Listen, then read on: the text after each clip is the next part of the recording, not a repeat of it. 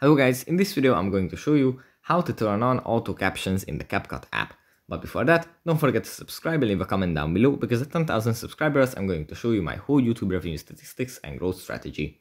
So without further ado, let's just jump right into it. First we have to open up the CapCut app, and here it usually opens up in the home menu where we have our projects. We can select one that we want to work on. After we open the project, in the bottom bar we find the text button. We tap on this, and then again here in the bottom bar we find auto captions.